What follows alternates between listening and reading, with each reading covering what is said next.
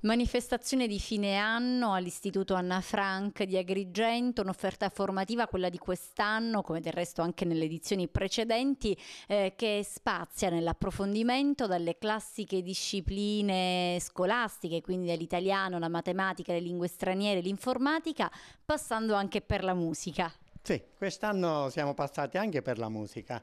Abbiamo fatto un progetto col fondo d'istituto che è per la costituzione di una piccola orchestra costituita da ragazzini e abbiamo partecipato a dalle manifestazioni nazionali addirittura con grande soddisfazione. C'è un maestro esterno, il maestro Porretta, che ha curato questi ragazzini e devo dire che come primo anno ci hanno dato veramente grande soddisfazione. Abbiamo partecipato a una manifestazione a Caltanissetta e una a Canigatì.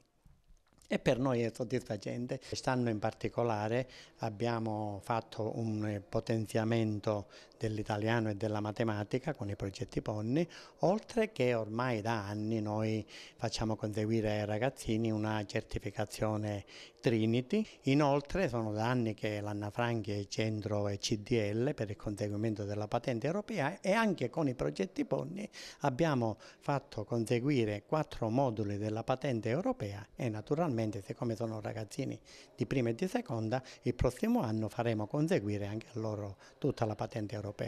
Uno spettacolo in musica, quello di questa sera, che chiude un po', sancisce la chiusura dell'anno scolastico all'Anna Frank, alla guida di questa orchestra il maestro Porretta. Maestro, com'è andata questa esperienza? Un'esperienza eccezionale perché loro sono la prima esperienza, in quanto non siamo una scuola di indirizzo musicale e con tutto ciò abbiamo dimostrato di essere, noi non in prima persona, loro di essere eccezionali perché si sono distinti con i loro strumenti, con le percussioni, con la batteria, le chitarre e quant'altro. Un'esperienza positiva. Tu fai parte di questa orchestra, che strumento hai suonato? È il cerchietto e tamburello.